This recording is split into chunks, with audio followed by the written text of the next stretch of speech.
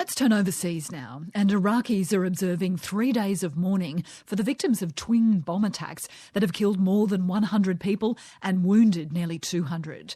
The Baghdad blasts are being blamed on Islamic State militants and coincide with another attack in Bangladesh, which killed 20 hostages, most of them foreigners. These attacks have happened in the last days of Ramadan, the Islamic holy month, and security analysts believe that partly explains the spike in attacks. And Barker reports. The worst attacks in Baghdad came as local residents were celebrating Laylat al-Qadr, or the Night of Power, one of the most important Muslim events during Ramadan, which ends on Wednesday with the traditional Eid festival. Around 120 people were killed in the twin blasts, most of them Shiites, who Islamic State fighters regard as infidels. It's a tragedy, it's an ugly act, and everyone is marking Eid with sadness, said this man after the attack.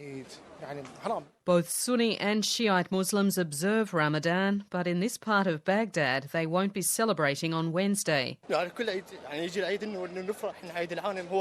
Is this Eid? Every Eid we celebrate, this man says. People came to buy clothes to celebrate Eid. Now they're buying coffins. They're buying coffins. May God punish those who are responsible.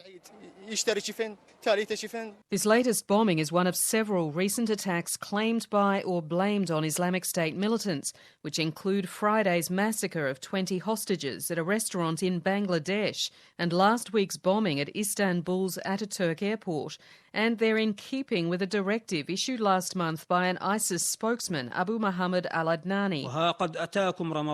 Ramadan, the month of conquest and jihad. Get prepared, be ready to make it a month of calamity everywhere for the non-believers, he purportedly said in a video released as Ramadan began.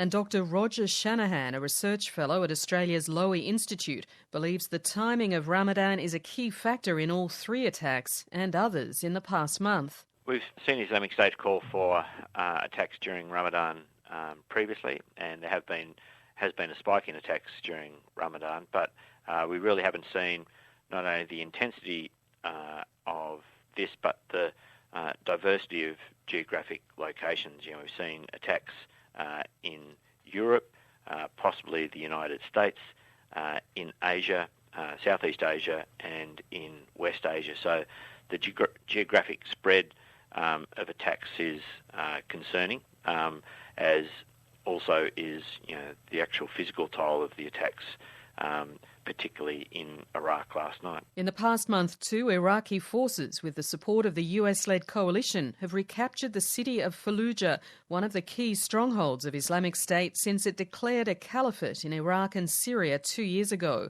And Roger Shanahan says the loss of territory to ISIS control won't necessarily bring its defeat. Well, Islamic State's a funny beast because its ability to conduct attacks doesn't necessarily depend on being able to operationally direct and operationally support them, which you would need physical territory for, but it also acts to inspire attacks. So while it will find it more difficult to plan and support attacks, it can still ask its supporters to conduct attacks against particularly Western targets with whatever kind of weapons they have.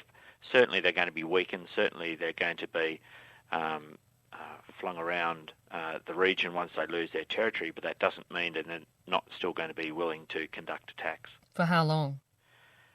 One never knows until each of the cells is hunted down and disrupted, until they're no longer capable of supporting attacks, until their message no longer resonates with their supporters worldwide. But there are a range of other jihadist groups who, while they might not be as aggressive as Islamic State in the short term, still share Islamic State's long-term strategic aims.